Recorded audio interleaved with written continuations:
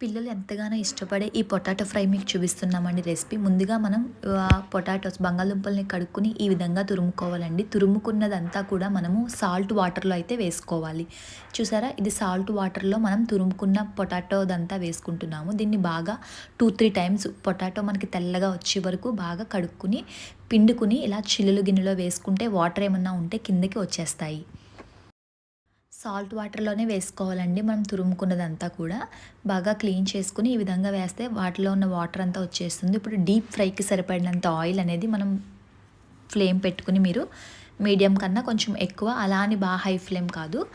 ఇప్పుడు ఆయిల్ మరిగిన తర్వాత కొంచెం కొంచెం వేసుకోవాలండి. మీరు ఎక్కువ వేస్తే ముద్ద కింద వస్తది. ఇలా పల్చగా ఇప్పుడు వీడియోలో చూపిస్తున్న విధంగా కొంచెం కొంచెం వేస్తే గనక ఇవి ఫ్రై అవ్వనివ్వాలి. మీరు చూస్తే గనక వీడియోలో మీకు లైట్ బ్రౌన్ కలర్ వస్తాయి, చూస్తున్నారు కదా. ఇప్పుడు ఫ్రై అయింది. ఇప్పుడు దీన్ని తీసుకోవాలి, పక్కకు తీసుకుందాం. ఈ విధంగా మిగతా మనం పొటాటో తురుముకున్నదంతా ఉంటుంది కదండి, మిగతా అంతటిని కూడా ఇదే విధంగా వేయించుకోవాలి. చూస్తున్నారు కదా, మిగతాదంతా కూడా పిండుకొని ఈ విధంగా వేయించుకోవాలి. వాటర్ అనేది ఉండకుండా మనం పిండుకొని ఈ విధంగా వేయించుకోవాలండి, అంటే డీప్ ఫ్రై చేసుకోవాలి. చూస్తున్నారు కదా, ఈ విధంగా. ఇప్పుడు దీన్ని పక్కకు తీసుకుందాం.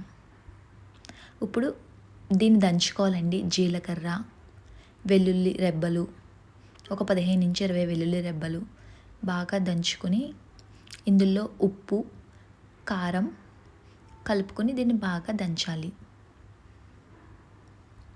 ఇలా దంచుకున్న దాన్ని మనం ఈ పేస్ట్ని మనము ముందుగా డీప్ ఫ్రై చేసుకున్నాం కదా, ఇందులో యాడ్ చేసుకోవాలి. చూసారా? ఈ పేస్ట్ని కలుపుకొని ఇందులో మళ్ళీ కరివేపాకును కూడా నూనెలో వేయించుకుని, జీడిపప్పును కూడా నూనెలో వేయించుకుని ఇందులో యాడ్ చేసుకుంటాము. చూస్తున్నారు కదా, జీడిపప్పు కూడా వేయించుకుని ఇందులో యాడ్ చేసుకుంటే ఎంతో టేస్టీగా ఉండే పొటాటో ఫ్రై అయితే రెడీ అవుతుందండి. మనకి ఇది 10 డేస్ కూడా బయట నిల్వ ఉంటుంది. మనం అన్నంలో తినడానికి చాలా చాలా బాగుంటుంది. ఇప్పుడు సరిపడా సాల్ట్ కూడా యాడ్ చేసుకుని మీరు బాగా కలుపుకుంటే ఈజీగా ఇంట్లో పొటాటో ఫ్రై అయితే రెడీ అవుతుంది. చాలా టేస్టీగా ఉంటుంది. మీరు తప్పకుండా ట్రై చేయండి.